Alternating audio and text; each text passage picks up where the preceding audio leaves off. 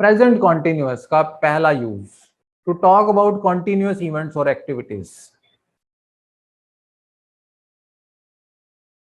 Okay, to talk about continuous events और activities. Example, जो चीज कॉन्टिन्यूअस हो रही है, कोई भी इवेंट या एक्टिविटी, उसके बारे में बात करना। We are walking to school,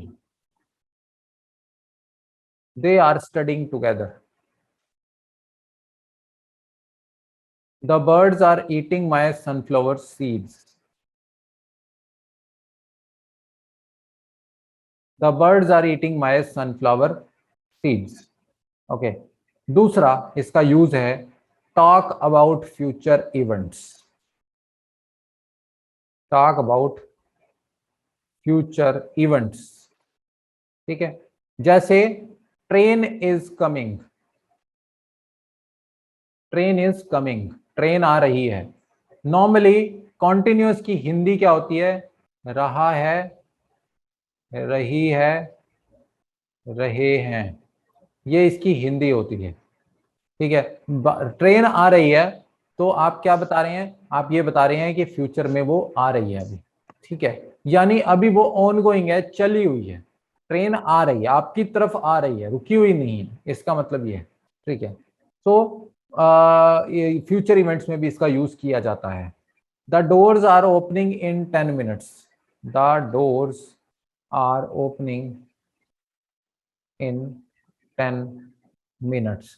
basically कोई एक्शन या एक्टिविटी जो फ्यूचर में होना है उसके लिए हम इसको यूज करते हैं। कोई ऑनगोइंग एक्शन होना है, जैसे ट्रेन का आना एक ऑनगोइंग एक्शन है। ठीक है, क्योंकि वो चल कर आ रही है। उसी तरह से डोर्स ओपन होंगे, ठीक है ना, 10 मिनट में, तो डोर्स भी, एक डोर खुलना भी एक ऑनगोइंग एक्टिविटी है। आप ये भी कह सकते हैं 10 मिनट में दरवाजे खुलेंगे, या 10 मिनट में दरवाजे खुल रहे हैं। खुल रहे हैं यानी उसकी जो प्रोसेस है वो अभी स्टार्ट हो गई है, बट उसका रिजल्ट आपको फ्यूचर में मिलेगा। ठीक है, ऐसी ऑनगोइंग एक्टिविटी जिसका प्रोसेस तो स्टार्ट हो चुका है, the process is started in present. ठीक है, प्रोसेस उसका ऑनगोइंग है, बट उसका जो रिजल्ट है ना वो आपको फ्यूचर में मिलेगा। ठीक है, रिजल्ट इन फ्यूचर। ऐसी चीजें, दरवाजे 10 मिनट बाद खुलेंगे यानी अभी प्रोसेस स्टार्ट नहीं हुई है। दरवाजे 10 मिनट में खुल रहे हैं यानी उसकी प्रोसेस, उसकी प्रक्रिया स्टार्ट हो चुकी है, वो चल रही है प्रक्रिया। ट्रेन आ रही है यानी ट्रेन पिछले प्लेटफॉर्म से चल चुकी है, या वो रास्ते में है, या वो कंटिन्यूस आ रही है, हमारे पास अपडेट आ गई है। Okay, such kind of situations are covered in present continuous. Let us do some sentences. I am listening to songs right now. Right now.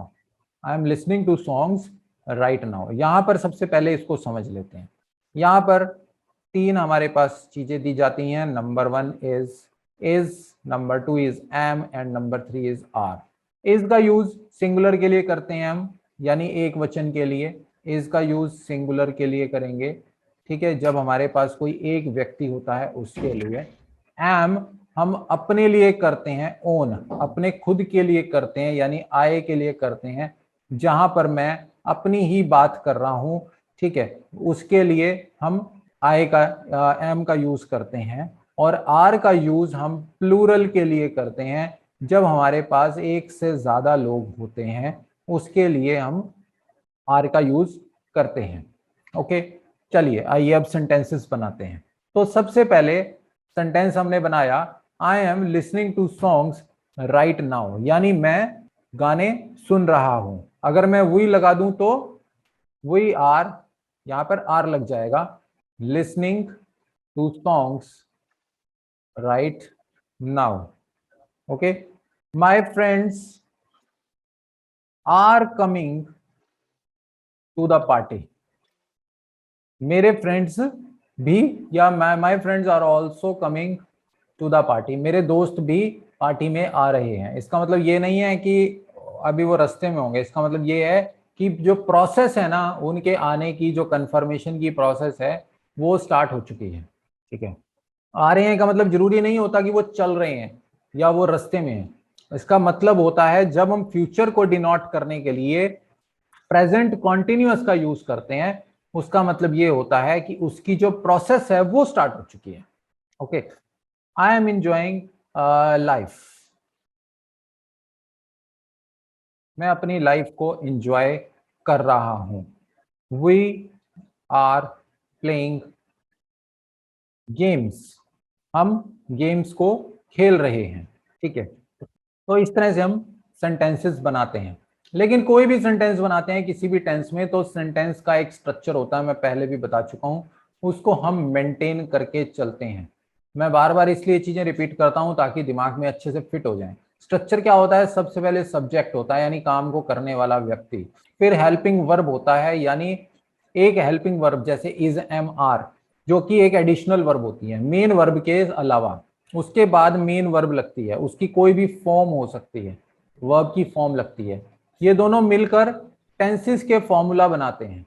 Okay, इसके बाद हमारे पास एक ऑब्जेक्ट होता है। तो इस वर्ब के आसपास कई बारी हमारे पास एडवर्ब होते हैं। ठीक है, एडवर्ब जो इस पर्टिकुलर वर्ब की विशेषता को बताते हैं। ठीक है, ही इज ड्राइविंग फास्ट, ये फास्ट क्या है? एडवर्ब है, उस ड्राइविंग की स्पीड को, उसकी उसकी विशेषता को बता रहा है।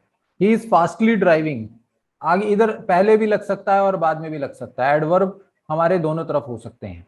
ठीक है, उसी तरह से ऑब्जेक्ट या एडजेक्टिव्स उसके बाद लगते हैं सेंटेंस की फॉर्मेशन के लिए। कई बारी ऑब्जेक्ट हमारा नाउन होता है और कई बारी ऑब्जेक्ट हमारा एडजेक्टिव की फॉर्म में भी होता है।